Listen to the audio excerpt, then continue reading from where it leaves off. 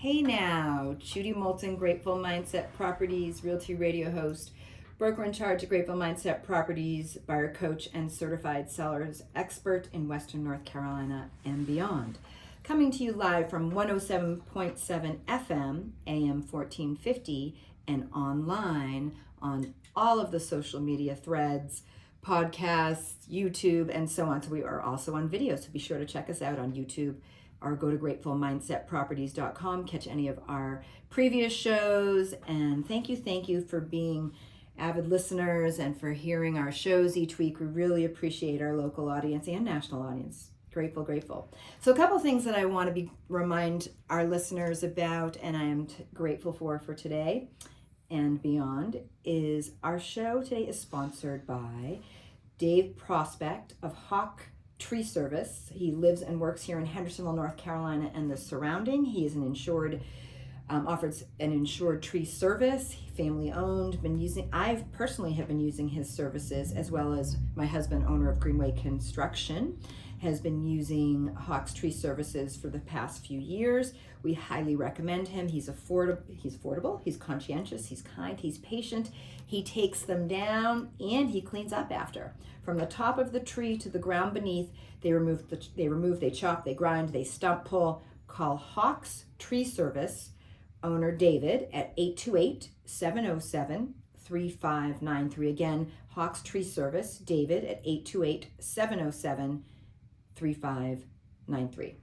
Also, I'd like to thank today's sponsor, CFO Consultants, understanding that CFO Consultants here in Asheville, tax planners extraordinaire. They understand that every penny counts when you're running a small business. That's why they offer tailored financial services designed to maximize your profitability and streamline your operations. From tax filing and business valuations, their team of experienced financial experts are here to guide you through their every financial challenge. With over 16 years of experience managing the books for companies representing over $15 million in revenue, they are trusted by businesses to deliver results. So thank you to CFO Consultants and Hawks Tree Service for sponsoring the show today, as well as Grateful Mindset Properties sponsors the show. A couple of quick facts about Grateful Mindset Properties. We were founded in 2020. We are serving Western North Carolina and beyond with a grateful mindset. Please be sure to stick around because we do have a special guest. Today's special in the spotlight guest is Arjay Sutton, longtime local Asheville character, purveyor of Grateful Dead songbooks, and accountant, keeping Ashevilleans right with the man for the past 10 years. He's got 20 years or more of Asheville history that he'll be sharing in a few moments after I talk just a tad about real estate.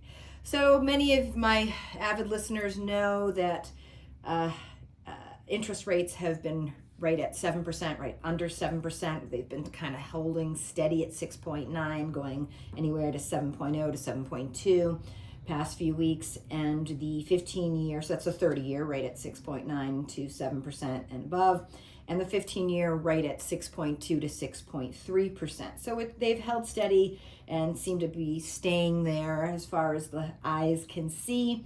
And it's the price per square foot, same thing. We've dropped from April last year till April, May, June of this year, where we look at the past couple of months. Mid-April to mid-October is the best time to buy and sell in Western North Carolina and across the United States. Median price point typically has been in the $425,000 to $450,000, but we're getting closer to $400,000 for the median price point. And around Asheville, the square footage has dropped anywhere from $250 per square foot to right about $250 to $300 per square foot. Same with Hendersonville. So Asheville metro area, we have seen price per square foot drop. We have seen the median price point drop. And we know that interest rates definitely play a role. Whether you're a cash buyer, you're getting a loan, they play a role. Right now on the market today, as we're looking at this week and the weeks ahead, we've got some coming soons, we've got some new listings. The average coming soons are about 11, anywhere from 10 to 12. We see new listings right at about 50, and we don't expect that that's going to change anytime soon. Back on market right about 8 to 10. Let's talk about some new listings. So some of the new listings in Hendersonville, manufactured double wides and single wides. We used to see those right under 200,000. We're seeing them anywhere from 220 to 250 to 300,000, depending on when they were built. So right now we've got a manufactured double wide in Hendersonville, a 2-bedroom, 2-bath, built in 2005, a little over 1,000 square feet for 220,000. Another highlight in the area in Hendersonville, a 3-bedroom, 3-bath for 460,000, built in 1959. 1,469 heated living area. So those are some of our highlights, or active listings to highlight. I love serving Western North Carolina. One of the things I also do, or Grateful Mindset Properties supports, are a lot of nonprofits in the area. One that we'd like to highlight today, Homes for Youth. We have a bear on South Main Street. His name is Barry Garcia. We like to call him Sparkles because he's got sparkles all over him. So be sure to check him out on South Main, right in front of... hold on a moment, I'm trying to remember. He is right in front of South Main on First. There is a store right there that is closing, but it's right near Brandy's. So for those of you that go to Brandy's, you'll check him out. Right on the corner, right across from the courthouse. Anyway, so Barry Sparkles Garcia, Homes for Youth, a nonprofit supporting youth, and we hire local full-time foster parents, and we support giving homes to those parents as well as the kids in need in Henderson County as well as in Polk County. We also support Crossnor. We had them on just recently as well. We also support Aura Home for Women Vets. They have some special events that are coming up, so be sure to check out Aura Home for Women Vets online on Facebook, aurahomeforwomenvets.org. They support Asheville as well as Hendersonville. We're trying to get a property solidified for them to house some women. Also Give Directly, a worldwide program that gives directly to people in need, as well as the Hendersonville Art League, where I teach, as well as my office manager, London Orzalek, teaches, and we offer some classes there. So be sure to check those out, some somatic art and drawing classes. And thank you again for listening. And I'd like to bring on my special guest. As I mentioned, today we have Arjay Sutton, longtime local Asheville character, purveyor of Grateful Dead songbooks, an accountant keeping Ashevilleans villains, right with the man for the past 10 years. You got that one right. I did get that one right. Ash villains, 20 years of Asheville history. So tell me a little bit more about who you are, what you like to do, and what brings you joy. Well, thanks for having me on, Judy. You're welcome. So the 20 years in Asheville, it's like occurred to me, it's like, this is my 20th year in Asheville. I'm like, does that make me a local finally? Does that make you a local? You tell me. I haven't picked up the accent. Okay. I still talk like a Cincinnatian. Okay. And we're notorious for actually having no accent. That's true. So yeah, I'm some friends of mine found me on Grateful Dead tour, where of course I sell Grateful Dead songbooks, those of you know me. They found me on Grateful Dead, or I think it was The Dead. It was when Warren was playing with them. Okay. At the Greensboro show, and they're like, RJ, please come move to Asheville. We got a place to park your bus and everything. I was living in a big giant hippie school bus, and sure enough, they had a nice spot in my friend's front yard, and except for when it was windy and the acorns landed on the top of my bus. It was a smack. It was an auspicious beginning, and I think my greatest observation from living in Asheville for so long is that you really got to struggle to make it here. Tell me more about that. What do you mean? Like, what's the struggles that you see from 20 years ago till now? Because there's certainly a lot's changed, right? Well, when I was here 20 years ago, and I had an interruption in there. I went out to Oregon for a year and a half, and that's where my daughter, who just turned 16, was born. And congrats. But then we were like, we don't like the West Coast. We're coming back to Asheville. Yay! And yeah, you gotta struggle for it. You gotta want it. Very rarely do you hear a story of somebody who just moved here and everything's cool. It's like, you move here and you gotta figure out how to come up with nickels and dimes to pay for things. Back in 2004, I mean, you could rent the space that's now the lab for $400 a month. It was nothing really going on downtown. Oddly enough, what's now the Asheville Music Hall and the One Stop was Stella Blues, and it was still very similar to what it is now. Oh, I didn't know that. Okay, cool. And yeah, there was a lot going on. So did they have Grateful Dead music and very, very Free Dead Friday? No, very little back then. It was almost people dispute this with me all the time, but maybe I was like not plugged in adequately. I was more just trying to scrape by.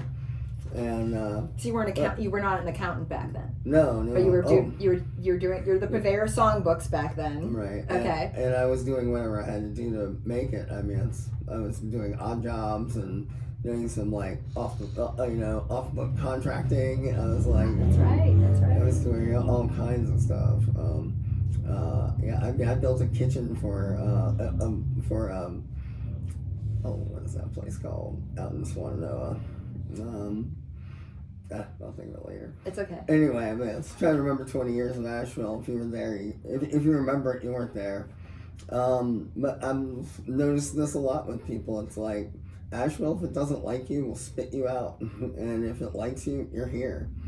That's how you know Asheville likes you. You're still here. That's true. That's actually a really good point, because when I moved here, we've been here since 2018, and one of the things that struck me is like, we don't want to be anywhere else. We love it because we were accepted, we're welcomed in all the places that we've lived, from West Virginia, San Francisco, Boston, DC, what have you. Like, we never felt at home until we got here. Mm-hmm. This is our place.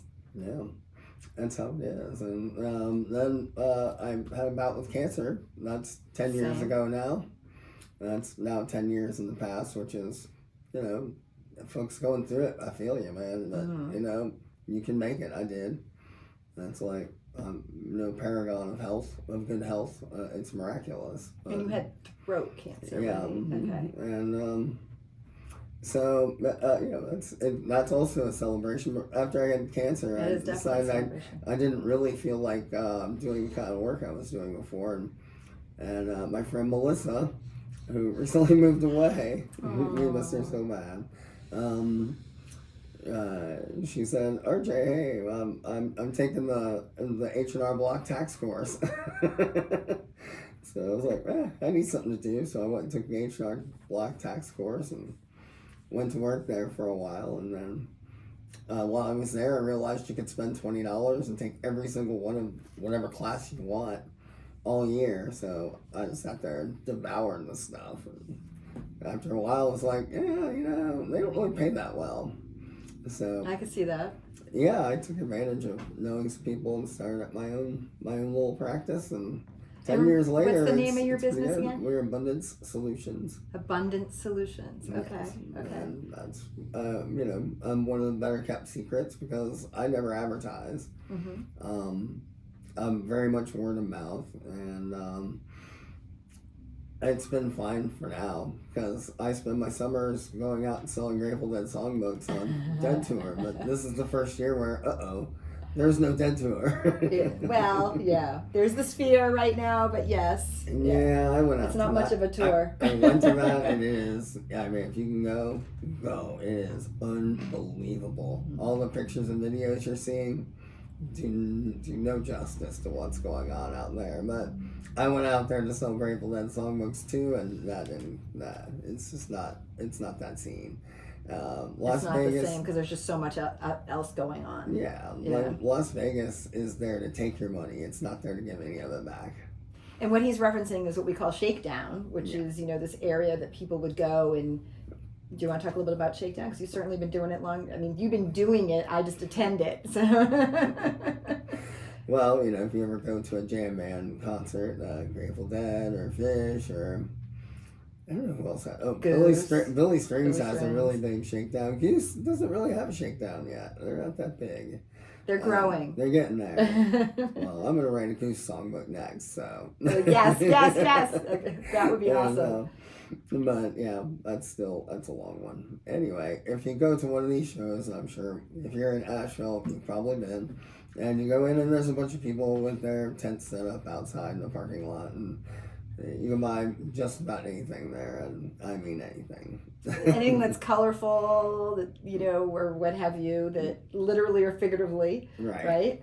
It's the last vestige of true free market capitalism in America, and it's been really interesting to watch that also change over the course of the last decades of it. Because it used to be that it was too big and it was too much back in the 90s, and they were like, the band was putting out messages saying, stop, you're killing us, we can't play anywhere anymore. Yeah. Until like now they actively support it. And it's like they couldn't figure out how to do it in Las Vegas, so a bunch of longtime vendors got together and set this thing up at the Tuscany, and now it's like inside in air conditioning. Yeah.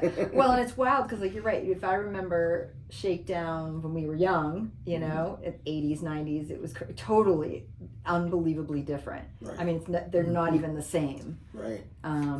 There definitely was more food, but and because people were trying to sell stuff to get to the next show, essentially, right? That's when I started. I'm telling you, God's honest truth, I didn't play guitar when I started making my songbook. Mm-hmm. And it was back in 1989. And I was in college at Wittenberg University in Ohio, which I know none of you have ever heard of. It was kind of fun going to Columbus last week where you can be like, I'm a Whit grad. And they're like, wow. I'm like, yeah, right? No, he's referencing DSO Jubilee. But I discovered the Dead. I've been listening to them since I was 10. And then when I finally saw them was right 2 weeks after I graduated from high school, like right after my 18th birthday. They came to Riverbend in Cincinnati. And I was like looking around going, wait, I love the music, but what's this? You mean you can just... What's the entourage? What are all these people? You can just follow this band around and sell stuff? What? So, someplace in there, I decided, I was like, well, I'm going to finish college. But I still want to go on summers and spring breaks and whatever I could. And, after selling whatever there was to be sold, I sold beer for a long time. I was tired of that. And I kept collecting these lyric books that people sold, and they were terrible. It was like they were all the words were wrong. And they could tell. It's like somebody made a copy of this. This is before computers.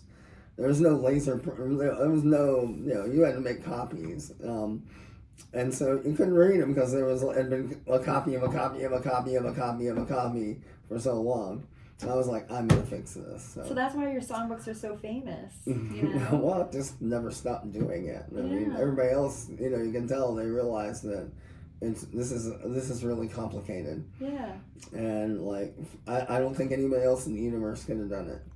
It was just like I had access to, at the time, I was an editor of the newspaper. That's awesson. So that's what you studied in college, too. Yeah. Okay. Right. Sorry. Please go. Yeah, journalism degree, for what that's worth, from 1991. Well, you put it towards your songbooks. I mean, well, they left me with the key to the offices for the summer, which turned out to be a foolhardy errand. As I spent most of my summer sitting around typing on. They had nice desktop computers. This is like 1989. We had desktop computers and laser printer, and they were like. They came back and they're like, RJ, did you use up all the toner? It was Dot Matrix still then? No, this was laser had come into play. That's right. HP LaserJet 2. Okay. Yeah, so that would have been new and sort of Yeah, I knew. Novel at the time. Right. It was so funny how it came to me, and then a couple years later, I started learning how to play guitar, and I had this book of words. I just started writing the chords over the words and keeping it in this binder, and people kept borrowing the binder from me. And finally, I started making copies of it and giving it out to my friends. Like, here, just take this. And before long, it was like, RJ, why don't we sit down and figure out all these songs? And little by little, it just became. And I'm not quite sure when that moment happened, where it was like, It whoa, just segued into. it's a thing. Yeah. I got the cover drawn by my friend from college, who's now he's a fairly famous commercial artist, Alan Thompson, Okay. up in I believe he lives in upstate New York somewhere, but he has quite the portfolio of somewhat famous stuff. And in college, he just gave me this drawing. Here, make this your cover. Oh, that's amazing. And it still exists? It's Still the one you use? Still the same cover, yeah. I love that. And so then, shout out to him for sure. Right, and then, somehow I remember, I think when it became a real thing was in 1993. Mm-hmm. And I was working a job I hated. I cut my hair, cut off my beard, and I was going to be a college graduate with a job. And I got a job working at Cellular One. I don't think that even exists anymore. And I was working in the stock room of Cellular One. I was getting paid like $7 an hour. Oh, God. Yeah. And I was having trouble keeping up with my bills, so I took some of my PTO and went to some Grateful Dead shows. I borrowed their copiers to make a bunch of copies of the books. Of course. There you go. And you're not going to get in trouble for it now, don't worry. Yeah, statutes run on that one, yeah. No, they were actually more amused than mad, luckily. They loved me. They were like, why is this guy working in our stock room? Anyway, so went off on tour for a week, and I made more money in that week than I make in a month at my other job. And I was like, I think I'm working the wrong job. I'm going to keep doing this. And to this day, you still do it, right? For the most part. www.gdsongbooks.com. www.gdsongbooks, plural? Yeah. .com. Oh, that's awesome, though. And I can tell you from firsthand experience seeing RJ just recently at Jubilee in Thornville, Ohio, DSO, Dark Star Orchestra's Jubilee, which you've been attending. What is it? I've been to most of year? them. Yeah. I get a job. I have a job there. I work for good old Mallory, who's also she's Asheville emeritus. It's awesome. She runs box office at a whole lot of festivals. So you were helping out with the ticket sales, right? I was like literally the first person you saw when you drove in. Yep. It was like handing out wristbands. Take your ticket and give your wristband. And it's like I think they like that, having a guy who looks a little bit like Jerry standing out there giving out the wristband. I think so too. Well, the neat part is just hearing this 20 years whatever of life in Asheville and beyond and prior to, just that music has definitely not only inspired you but been an integral part of your life. And now that's a large part of my accounting practice. Is like I do a lot of local musicians' taxes. I mean, that's what I mean by keeping it right with the man, because it's like a lot of these people, it's like for a long time everybody just gave me cash. Now all of a sudden they're getting 1099s, and some of them ignore them at their peril. And suddenly they start getting letters from taxing authorities going, hey guys, what's up with that? And that's when they're like, who do I call? I don't even know. So, yeah, if you're a musician and you don't know what to do, an artist, I have a lot of artists on my roster. That's awesome. So I do kind of specialize in that part of the Asheville community because it's underserved. Yeah. And it works. It's a good thing. And that's part of the abundance part, because it's part of who you are. Right. Well, there's no reason to live in scarcity. That's a mindset. Exactly. And that's not a financial condition. It's like you can have no money in the bank, but as long as you're thinking in terms of abundance, you're gonna be fine. You're like, well, this is just a temporary situation. Or you could have $1 million in the bank and you're thinking scarcity. Well, you're gonna live in scarcity. That's just how it is. Exactly. And that's my philosophy on a lot of things. But mostly it's realizing that a lot of people don't know who to call, and they want somebody who looks like them, I guess. Gotcha. That's an interesting way to put it. And gets the music, that whole contractor right mindset. It's totally different than like getting a paycheck all the time. Mm-hmm. It's like you don't realize how hard it is to like buy a house. Mm-hmm. If you can be making great contractor wages, and a lot of banks don't want to deal with you. Right, if you're self-employed. Right. So basically, a lot of people, it sounds like that you're supporting are certainly the self-employed, but that maybe marginalized in some way. They're the backbone of Asheville. They're what keeps Asheville weird.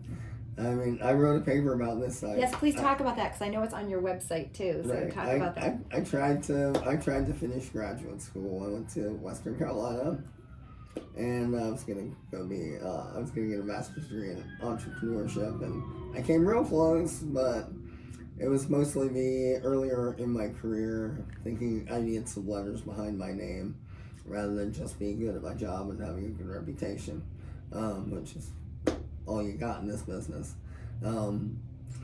And so, yeah, I took the entrepreneurship program, which is amazing. And if you do have the time to take it, I do recommend it 100%. Good. Sounds like it's helped. Western Carolina is very, very affordable. Good. Especially their online courses. So, and that one in particular for graduate school was, I learned a lot from it. I still use stuff I learned every day. I wrote this essay it was actually my entrance essay about what we need to do to keep Asheville weird, and it was mostly pointing out that we need to support the people that make Asheville weird. We got to find a way to make sure that they can stay in business and keep having the ability to live here. Mm-hmm. And I hate to say that we're failing badly on that point, as I'm watching all my friends one by one. I think about some friends that had to move all the way to Columbus, North Carolina. They were already living in Old Fort. They couldn't even afford to live in Old Fort. These are people working musicians who are like, absolutely why people come to Asheville. Yeah, we got the mountains, and that's wonderful, but lots of places have mountains. Right. But we have an amazing culture here. Right. Agreed. And a lot of these people are moving further and further away because they can't afford to live here anymore. And it's a there but for fortune for most of us. Mm-hmm. Some of us are lucky enough. Thank you. And that's true for many people. That they don't have to be Ashevilleans or Ashevilleans. Right. Like you said, people coming here for the first time, like, oh, I'll be, it's affordable if you compare it to Boston, San Francisco, DC, whatever, Seattle, Portland. Mm-hmm. But in terms of relativity, but if you want to live and work here and be artistic and express yourself, which is what makes Asheville so special and why I'm here, you're here, etc. I've stayed. Yeah. It can be very hard, and people have to move further out. All the time I'm telling people, okay, well, they're like, well, I can afford this, and as a real estate agent, I can say, hey, well, if it's based on this price point, we have to look in this area because that's the only area that's going to be affordable. And for most of us, that area is Tennessee. Mm-hmm. It could be South Carolina, it could be Tennessee, it could be Columbus, North Carolina, it could be Burnsville. Yes, it's anywhere from 30 to 45 minutes outside of the city of Asheville. Burnsville was starting to get no bueno. It's like...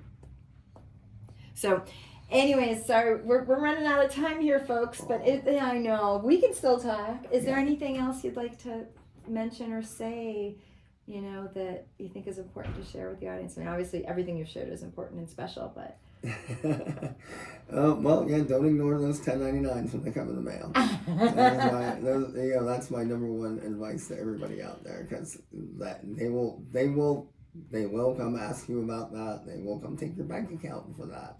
And if you're a local artist, or you consider yourself sort of on the outside looking in, or maybe you've been called weird, you may want or you just really want to support abundance. If you're having troubles with the man, call RJ. Yeah. Should you call website? What's the best way to reach you? Actually, or your songbooks? Songbooks is gdsongbooks.com. Okay. Accounting is. Wow. Pretty much the best way is to email me. And that's just my name, Arjay Sutton @gmail.com. So ArjaySutton@gmail.com. Thank you so much, RJ, for being on the show. And again, today's show was sponsored by Grateful Mindset Properties, CFO Consultants. Dave, prospect of Hawks Tree Service. So again, CFO Consultants, Hawks Tree Service. Thank you so much for supporting Grateful Mindset Properties Realty Radio Show. Thank you. Thank you.